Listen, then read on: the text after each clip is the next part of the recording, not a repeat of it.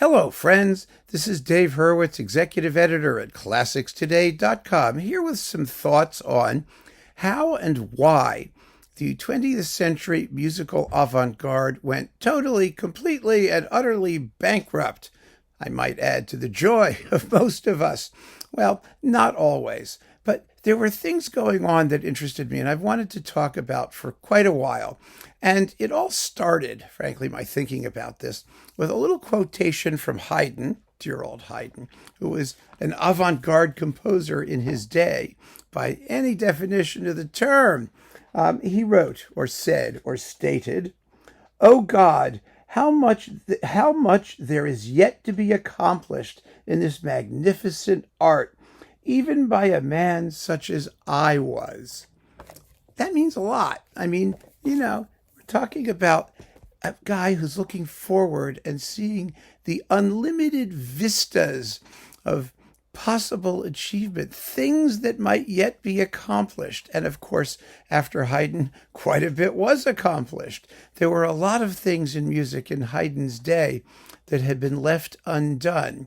My hypothesis is that by the middle of the 20th century, there was very little left in music that had yet to be done, and composers did it, and they discovered that nobody cared, and that it wasn't particularly rewarding to do it, and so they had to go backwards, as it was, to return to that which had already been done and find fresh and lively ways of presenting it to us, the public.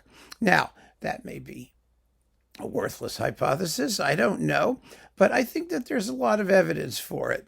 I remember very vividly when Leonard Bernstein was doing the young people's concerts, and he was talking about the 20th century avant-garde, and he saw it as a historical crisis in which, in the post-World War nuclear universe, nuclear weapons world, and after, the devastation of the two world wars, composers, especially in Europe, soured on the entire Enlightenment/romantic project of music being something designed to express human feelings and emotions and elevate the human spirit and celebrate human creativity.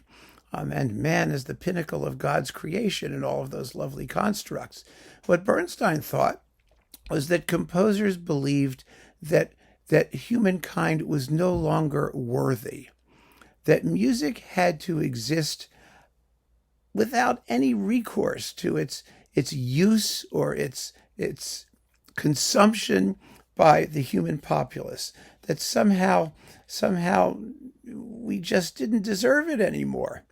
And so the music itself had to be something that was completely inhuman, something that was a structure, a thing, something that was completely independent of the need to be expressive of feelings, because all those feelings were bad feelings. Of course, what most of them wrote at that then, it was music that either sounded completely impersonal or sounded like bad feelings. Really bad feelings. I mean, this was an idea that had actually been around for a long time. It predated the Second World War. That was just sort of an extreme manifestation of an element of it. Charles Ives, who was one of the great music philosophers of the 20th century, said in his preface to 114 songs, he said, some of his songs can't be sung. They can't even be performed. They just exist for themselves. He said, when is a song? He said, just a song. It has its own reason for being, and whether you can play it or not, and whether it makes any sense to you, is totally irrelevant. That was, one of Ives. Of course, Ives wrote beautiful songs, marvelously expressive songs, and avant-garde songs. He was able to have his cake and eat it too, because he was a genius, and geniuses do things like that. Most composers, subsequently, and especially composers who are members of the avant-garde, wished they were geniuses. They pretended to be geniuses. They read lots of abstruse philosophy and other non-musical objects and quoted them extensively and named their pieces of music after them and did all these things to try and convince us how smart they were. But the truth of the matter is they were not the brightest bulbs in the chandelier. when you come right down to it, musicians are seldom geniuses. They may be great at music, at what they do, but are they, intellectual luminaries of their period? No, not usually. Very few of them ever were. Probably one of the smartest ever was Mendelssohn. There were some composers who were Mendelssohn was brilliant. He translated Greek and Latin and just marvelously well educated. But most composers were not particularly well educated, not particularly smart in anything other than their craft. And that's fine.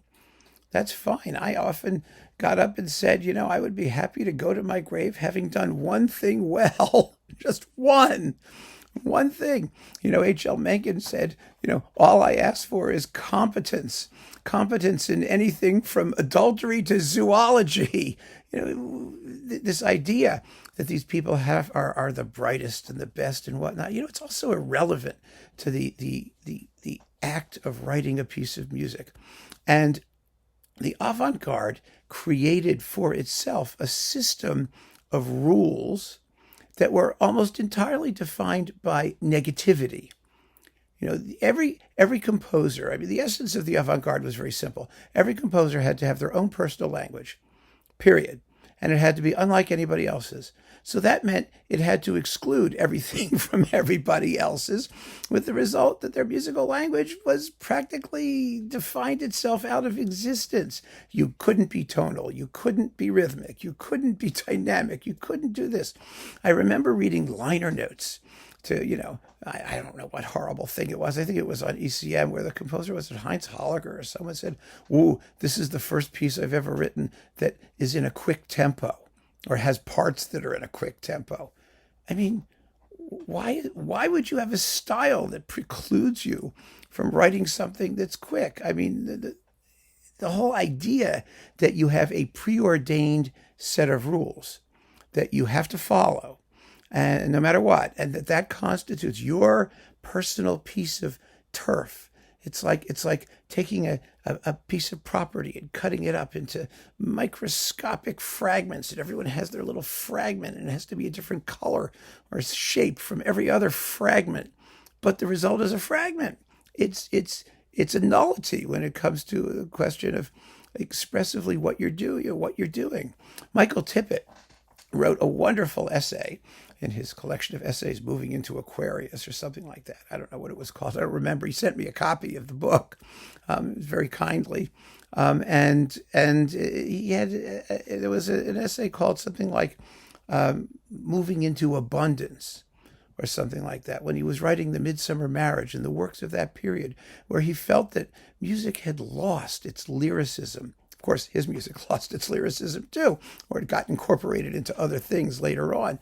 But he wanted his music to sing. He wanted it to express. He wanted, in the 1950s, at the height of, the post-Weberian avant-garde, he was writing these pieces that were hugely lyrical and refulgent and full of melody and that was not the thing to do. But that's what he felt was lacking, and that was the essence of the avant-garde, stuff that was lacking. I remember very vividly when I was at, the Midem Con Classical Awards, and I was running the awards, and we gave Penderecki a Lifetime Achievement Award. And he was a very interesting guy, because remember, he was a card-carrying member of the avant-garde and one of the best. His avant-garde stuff happens to be fabulous. I love it. In a lot of ways, I like it better than his later, not his avant-garde stuff. He was a tremendous composer in any style that he adopted. And he said, he talked about how much the award meant to him because it represented a validation of his work, as he said it, in face of the sclerotic 20th century avant-garde. And sclerotic was a very good way of expressing it. Because these people became obsessed with this cult of negativity, with the limitations on what they could do, on what music could do, on whether it could express anything. All of these things were interesting ideas, intellectually interesting ideas. Philosophically interesting ideas. They could come up with all kinds of ideas.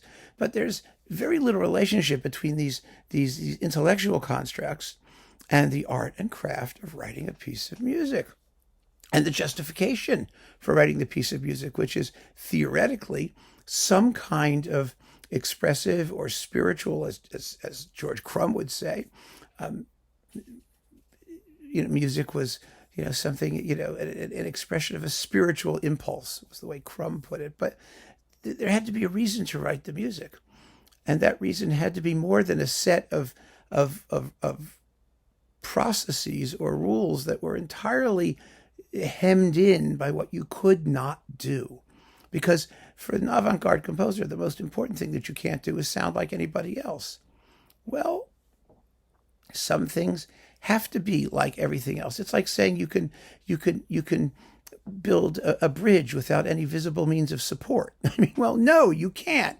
You're working in architecture. There are certain things you have to have. You have to have a foundation. You have to have some, after that, you can go crazy. You could design it however you damn well please. But if you're building a building, you need to have building materials, and those materials are going to be the same materials that other people use to build their buildings. What's different is not necessarily the materials, but the shape. It's the vision of the design over the whole. It's the relationship between the parts. There are all kinds of things you can do to be original without defining away the very essence of what it takes to be creative in the first place, to be creative in the medium in which you're working. One of the things that I've also noticed about the 20th century avant-garde is that because it was, we often called these people the academic serialists, because they all had tenured positions in music departments at major universities, is that they went the way of academia generally, by which I mean it fragmented.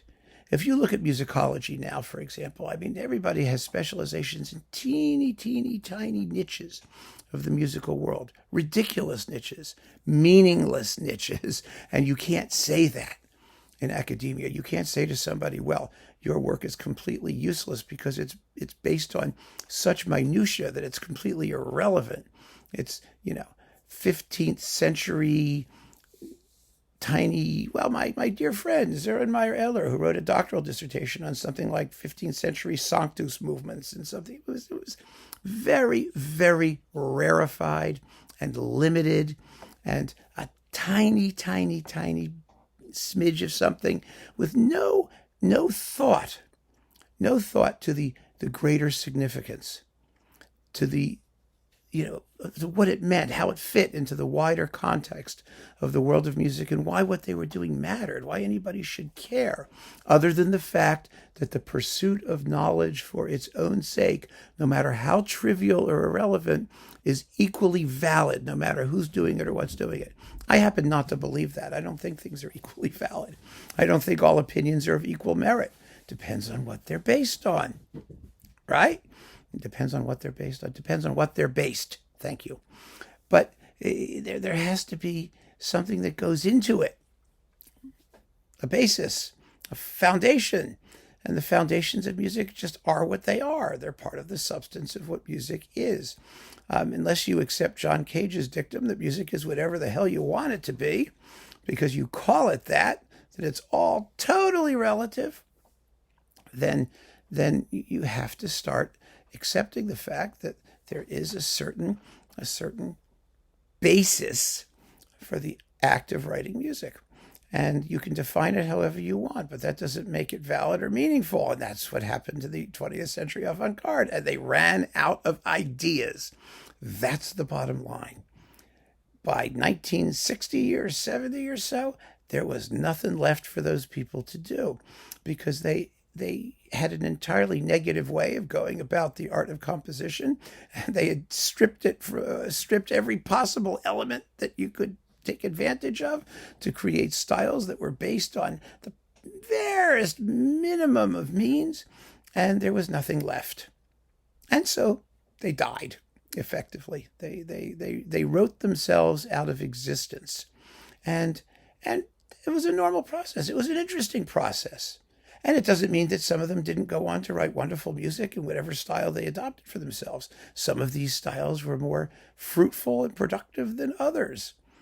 But ultimately, it seems to me, most composers always look to include. Their styles become more inclusive.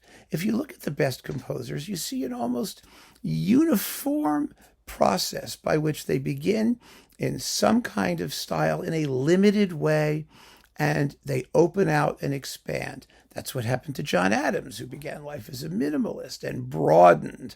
It's what happened to Haydn and Beethoven and Mozart and all of these marvelous composers. They broaden their styles.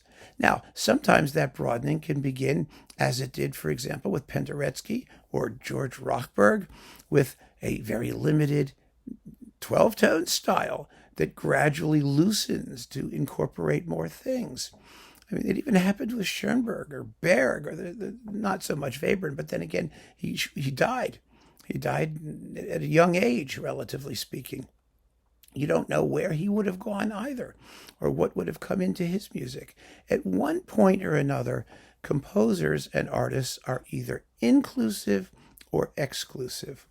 And the exclusive ones, generally speaking, don't have a very happy time of it, I think. I think at the end of the day, the more inclusive you are going to be, the better you are going to be. And the avant-garde, for all of its pretensions to being forward-thinking and new and radical, it wasn't that at all. It was an art of fear, of inhibition, of negation, and fortunately, that type of work doesn't stand much of a chance, or didn't. For all of the subsidies and support and tax dollars and foundations and festivals that went into promoting it, and all of those wonderful coffee clatches where they all got together and told each other how wonderful they were and how fabulous they were and how amazing they were and how disgusting everybody else was and how the rest of the world sucked, it didn't make any difference. They were failures because at the end of the day, they were not good musicians. And that's my theory, ineptly as I may have expressed it. I'm curious to see what you might have thought about this subject, if you ever thought about this subject. So keep on listening, friends, and thanks for joining me. Take care.